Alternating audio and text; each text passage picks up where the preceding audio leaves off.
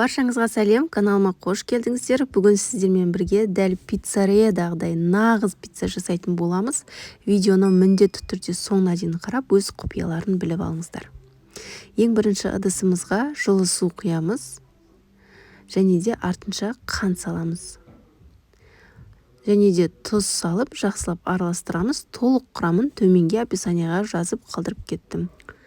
Сонан соң артынша ашытқыны саламыз, және де зәйтүн майын қоссаңыздар болады. Егер зәйтүн майы болмаса, кәдімгі орнына сұйық майды қоса беріңіздер.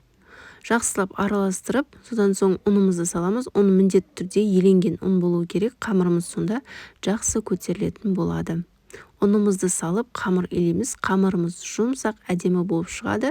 Қамырдың ең соңында тағы да кішкене сұйық май құйып, жақсылап илеп жіберсеңіздер, қамырларыңыз өте жұмсақ, нәзік болып шығады. Осылай илеп болған соң, қамырды жарты сағатқа көтерілгенше қалдырып қоямыз. 20 минут жарты сағат жеткілікті. Оған дейін қызанақты осылай бетін пышақпен кесіп шығамыз. Қазір қабығы тез ашылу үшін осылай жасаймыз. Үстінен қайнап тұрған суды құямыз. 2-3 минут тұрса жеткілікті. Қазір біз қызанақпен пиццаның соусын жасайтын боламыз. Нағыз пиццаның ерекшелігі осы соусында. Міне кішкене минуттар тұрғаннан кейін қабығы тез ашылатын болады.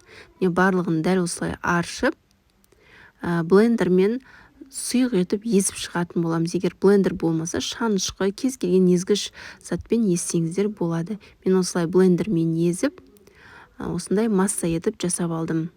Достар, егер менің каналыма тіркелмеген болсаңыздар, міндетті түрде астындағы подписация батырмасын басып, тіркеліп кетуді ұмытпаңыздар.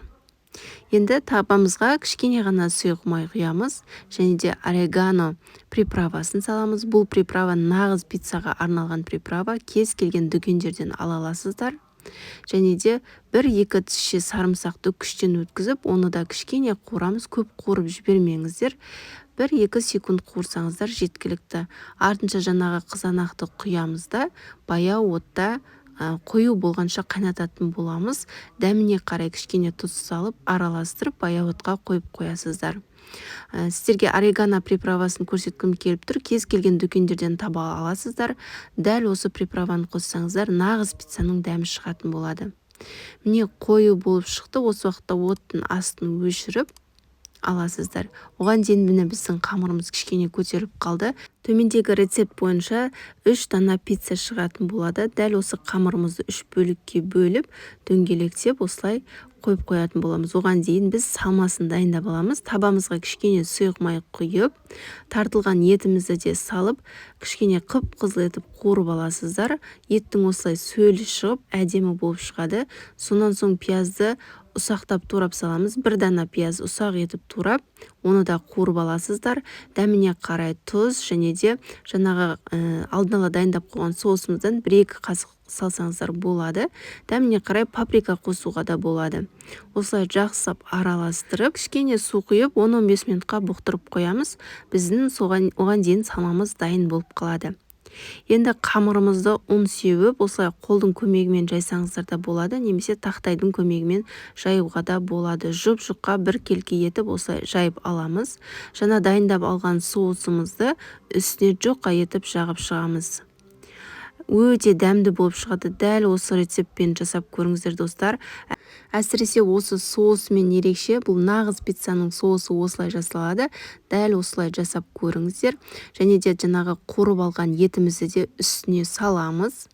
Дәл осы салманы 3-ке бөліп салсаңыздар болады. 3 пиццаға бірдей етіп, және де үстінен сырды үккіштен өткізіп саласыздар. Мен моцарелла сырын қолдандым. Дәл осылай үстінен сеуіп, духовкада 8-10 минут шамасында пісіріп аласыздар. Өте тез піседі. Не қараңыздар, өте дәмді болып шығады. Міндетті түрде жасап көріңіздер. Егер сіздерге видео пайдалы болса, менің видеома лайк басып, комментарий жазып, парақшама тіркеліп кетуді ұмытпаңыздар. Сіздермен болған ләззат.